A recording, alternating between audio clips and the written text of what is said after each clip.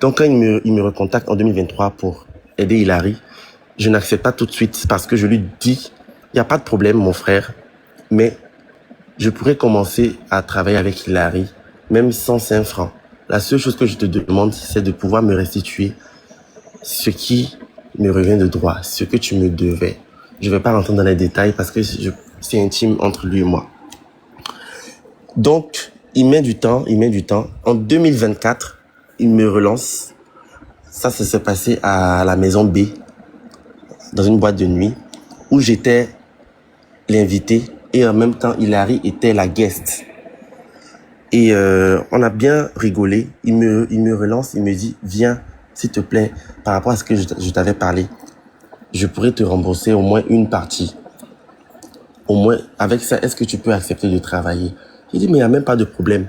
Moi-même, travailler musicalement, même, c'est quelque chose même qui me passionne. Donc, ça me dérange pas. Mais pour que tu puisses au moins comprendre que je suis pas content, faudrait au moins que tu puisses respecter ta parole d'antan.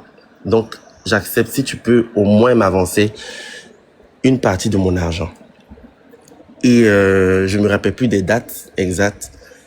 Quand on se retrouve au studio, le programme était déjà fait.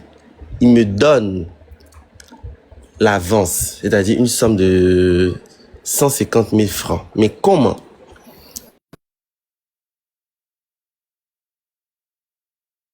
Allô? Oui, Allô? on t'entend. L'argent, mais comment? Mhm. Il a parlé de certains achats que je voulais effectuer. Effectivement, ça c'est vrai. Je lui ai demandé de payer un article, un produit que j'ai commandé. Le temps que je suis en train de travailler avec Hilary au studio. Le studio, c'était ma première fois d'arriver au studio. C'était aussi ma première fois de rencontrer l'arrangeur qui est Emric on the beat. Je travaille avec Hilary. De base, il m'a sollicité pour que je lui écrive, c'est-à-dire à Hilary, pour que je compose 2 chansons. Pas une. C'était 2 chansons. Arrivé au studio, je leur ai fait écouter les 2 chansons. Non, je leur ai fait écouter, pardon, excusez-moi. Je leur ai fait écouter au moins 3 ou 4 chansons. Ils ont choisi 2 parmi ces chansons-là. Et c'est comme ça qu'on part sur l'exécution du titre Boudé d'Hilary. Et puis un autre titre qui s'intitule Mon passé. Les titres n'ont pas changé parce que ce sont les titres que moi-même j'avais déjà donnés à mes chansons. Mais sauf que je ne rentre pas dans certains détails de comment est-ce que je compose mes chansons avec eux parce que je trouve pas ça nécessaire. Mais toutes ces chansons, c'est-à-dire Boudéo, Mon Passé, Chapa, ce sont des chansons que j'avais déjà enregistrées avec un arrangeur. J'arrive. Donc, j'apprends les chansons textuellement à Hilary. Texte par texte, phrase par phrase, mot par mot. Franchement dit, Hilary a été très respectueuse. Elle exécutait à la lettre. Limite même comme un enfant qui est en train d'apprendre avec son maître et tout à l'école. Elle ne se plaint de rien. Les feelings, tout, elle respecte. Maintenant, on était censé faire 2 chansons, ok. Mais sauf que, vu que les chansons étaient déjà prêtes, en une seule séance, on avait déjà terminé la première chanson, c'est-à-dire Mon Passé, d'abord. Ensuite, on a entamé la deuxième chanson Boudé dans la même séance, dans la même journée.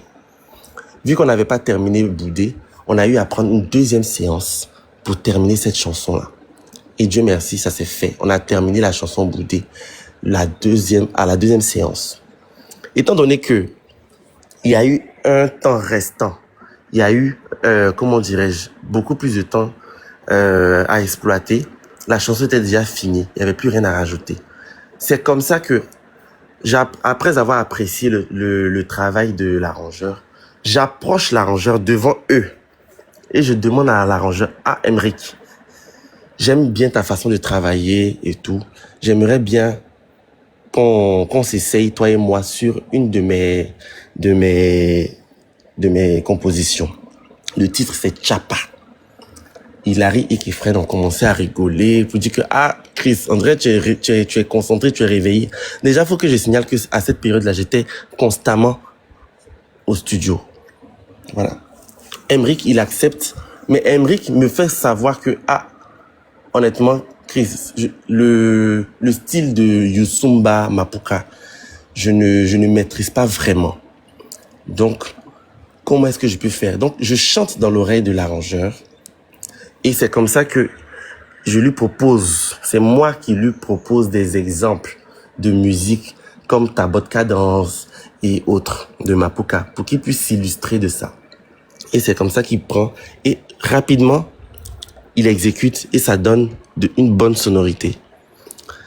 Ma chanson Tchapa était déjà prête. La plupart des arrangeurs avec qui je collabore, si vous avez le temps de vous renseigner, ils vont vous dire que Chris, il n'aime pas faire perdre le temps aux arrangeurs. Moi, j'écris, je compose déjà, je sais déjà le cœur de ma chanson déjà depuis la maison. Quand j'arrive au studio, je pose. Je propose à l'arrangeur, s'il est d'accord, il ajoute sa partition et puis voilà, on ne perd pas de temps. C'est comme ça que j'avais déjà posé le premier couplet. Du moins, pardon, les premières notes, les premières phrases. Chérie, tu vois le Tchapa de Lago, Tchapa de Lago. Hilary était là encore au studio avec Kefren. Ce jour-là, elle était en jeûne et tout. Donc, elle était vraiment épuisée. Mais avec les sonorités, elle m'a montré qu'elle appréciait. Ils ont commencé à m'encourager. Et je me suis rappelé des problèmes ils m'ont expliqué qu'Hilary était en train de traverser par rapport à, en griffe, des boycotts. Ce qui donnait, ce qui justifiait son absence sur la scène pendant une certaine période. C'est comme ça que, par compassion, Kefren, son manager, m'approche et me demande, ah Chris, s'il te plaît, essaie de voir, est-ce que tu peux pas essayer de faire une chanson. Il sait très bien que je suis en train de travailler sur Tchapa.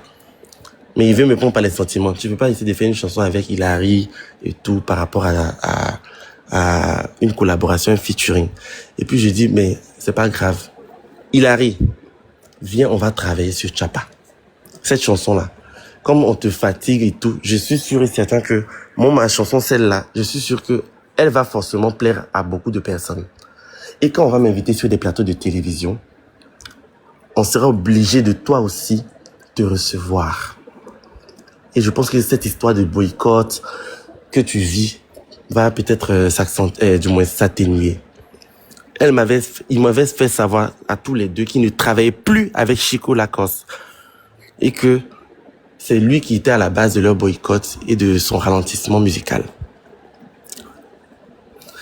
Donc c'est comme ça que je commence à montrer phrase par phrase, mot pour mot, mélodie par mélodie, qu'est-ce que Hilary doit chanter. Voilà, fais ceci, fais cela, fais ceci, fais cela. Et elle exécute parfaitement bien. Je n'ai jamais eu de problème à partager une chanson avec qui que ce soit. J'ai déjà fait plusieurs collaborations, c'est juste que c'est pour Hilary là qui est sorti. Maintenant, il n'y avait pas de problème parce que c'était déjà clair que ma contribution est terminée. On est en train de travailler sur ma chanson. Et je t'invite, excusez-moi, mais ce sont des choses que je ne voulais pas dire à la télévision. Parce que je pense que ça pouvait faire un peu trop prétentieux. Mais ils savent comment est-ce que les choses ont commencé. Même par mauvaise foi, ils sont au courant. C'est par compassion. Je dirais même pas par pitié. Mais on peut dire ça aussi. Parce que je veux aider, je veux essayer d'accompagner ma sœur Hilary, que je lui demande de venir chanter sur ma chanson. Quand vous écoutez Tchapa, vous allez comprendre que, à la base, Tchapa est une chanson qui est censée être chantée par un homme. Parce que honnêtement, c'est pas trop cohérent d'entendre chérie, tu vois le Tchapa de Mago. Ok, y a pas de problème. Mais quand elle fait son couplet là, elle est en train d'apprécier les rondeurs d'une femme.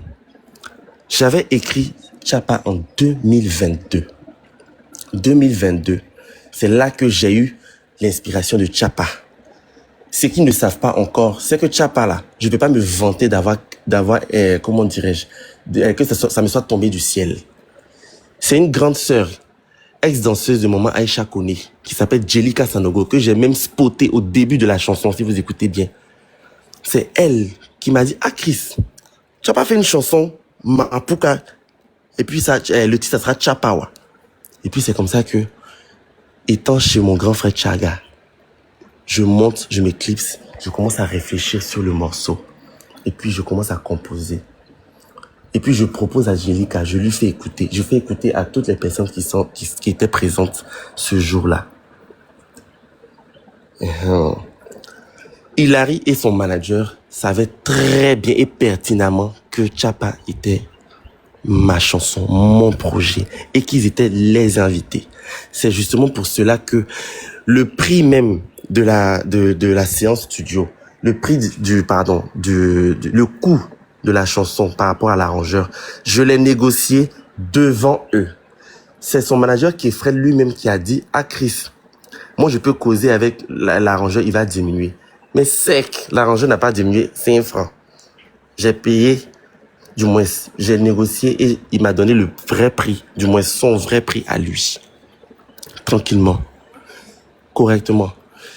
De l'enregistrement jusqu'au clip, Hilary et son manager Kefren, avec qui on tournait beaucoup, savent très bien, et ceux qui nous entouraient en ce moment-là voyaient comment est-ce que ils avaient un autre langage vis-à-vis de moi.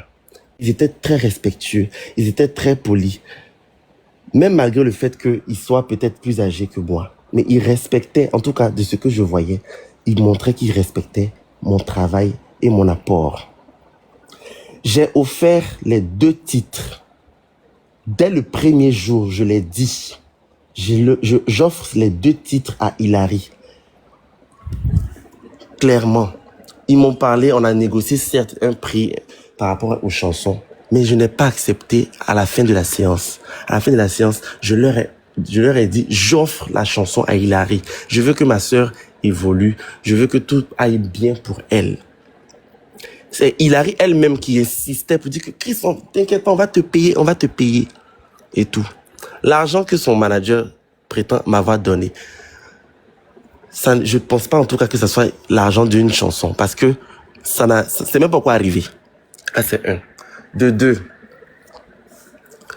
je peux mettre ma main au feu que peut-être qu'Hilary a donné l'argent à son manager Kefren pour me payer, qu'il ne m'a pas donné. Mais Kefren et moi, le deal qui était entre nous deux, d'abord de base, c'était de me restituer mon argent. C'était ce pourquoi je le poursuivais. C'était la condition pour que je puisse travailler avec eux sur les chansons. Voilà. Je vais vous épargner certains détails. Après, si vous avez des questions, on pourra revenir. S'il vous plaît, on t'écoute. Allô? Oui, on t'entend. Voilà. Je suis en France lorsque Hilary a des propositions d'émission, si je peux dire ça comme ça. Et Hilary m'appelle à chaque fois pour me demander la permission. Ah Chris, est-ce que je peux commencer à annoncer notre single? Est-ce que je peux commencer à annoncer notre projet?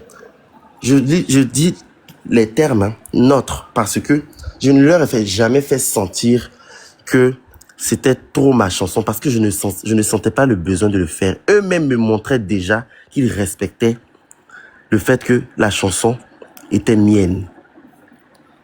Jusqu'à la fin de l'enregistrement, même pour aller au studio, même pour faire quoi que ce soit. Moi, je partais au studio seul. Mais Hilary, pour aller au studio, elle m'avisait. Pareil pour Kefren. Donc, il n'y avait pas d'amalgame, il n'y avait aucun problème.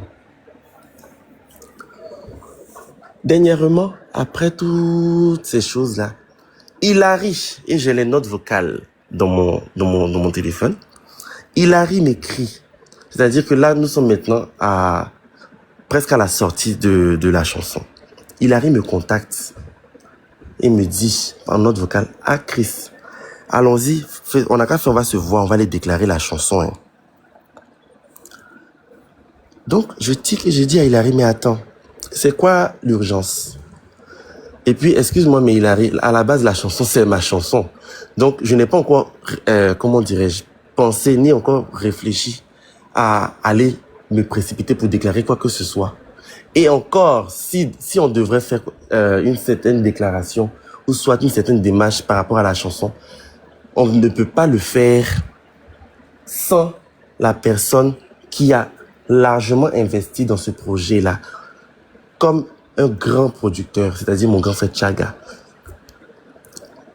Chaga, dès le début, avait commencé déjà à financer le projet. Il a payé pratiquement une grande partie de la séance studio. Il a financé entièrement le clip, même nos tenues. C'est devant les gens qui étaient présents qu'il a mis l'argent dans ma main et de l'argent dans la main d'Hilary. Ça, c'est l'argent que je vous donne pour acheter vos tenues, pour vous faire joli pour le tournage. Devant Dieu, je n'ai rien dépensé. Donc, encore moins Hilary, qui est femme, qui avait l'habitude de demander l'argent à Chaga et il lui donnait. Même son manager. Tout est prêt, tout est chic. Hilary me dit, moi, Chris de Paty, avec elle, cherchais à déclarer la chanson parce que, en vrai de vrai, le côté de déclaration là, Chaga n'est pas censé être présent parce que ça ne le concerne pas. Donc là, la folie m'a pris en même temps. Il dit, attends, tu t'entends parler? C'est à partir de ce moment-là que moi, Chris, j'ai arrêté de répondre à Hilary. Parce que ce que j'allais lui faire sortir comme parole, j'estimais que elle n'allait pas peut-être bien recevoir, bien percevoir. Mais en tout cas, ça n'allait pas je n'allais pas lui faire cadeau. Parce que je voyais déjà cette ingratitude. Et j'ai immédiatement expliqué à mon grand frère, je lui ai même fait écouter la note vocale. Ah, mon grand frère, ça m'étonne. Il y a ce que Hilary est en train de dire. Et elle est en train d'insister. Automatiquement, vous voyez, regardez la mesquinerie de la go. Automatiquement. Comme elle sait que je lui ai montré mon mécontentement et que j'ai refusé sa proposition, elle se précipite et elle envoie une note vocale à mon frère Chaga pour lui parler de déclaration. Ah, mon grand frère, il faut qu'on se retrouve pour faire la déclaration et tout. J'avais déjà expliqué à mon grand frère ce que Hilary et son manager préparaient. Donc, j'étais déjà sur mes gardes. La chanson, avant de sortir, quand ils disent qu'ils n'étaient pas au courant, ça me fait rigoler. Hilary et moi, on fait partie d'un groupe avec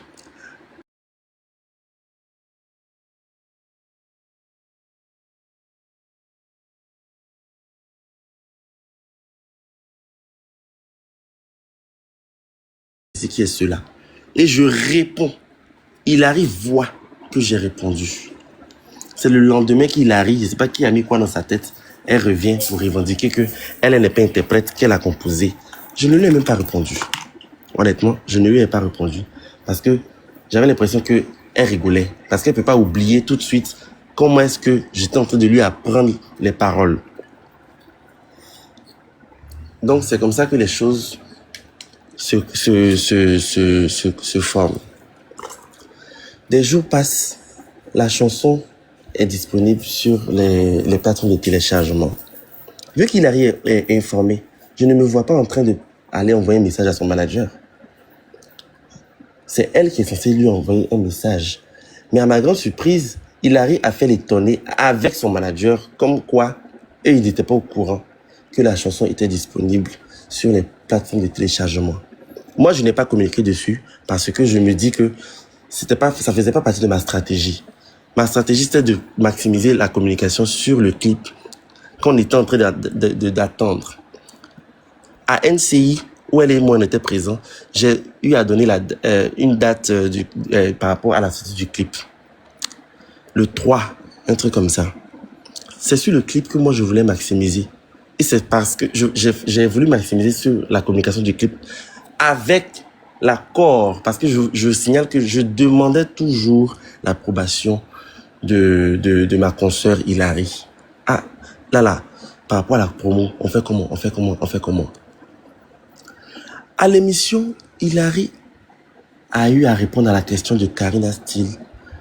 Quand Karina Steele demandait est-ce qu'elle peut se permettre de prester sans moi.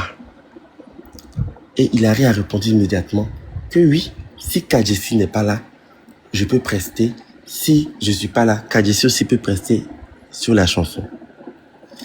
Je suis quelqu'un de très bien éduqué.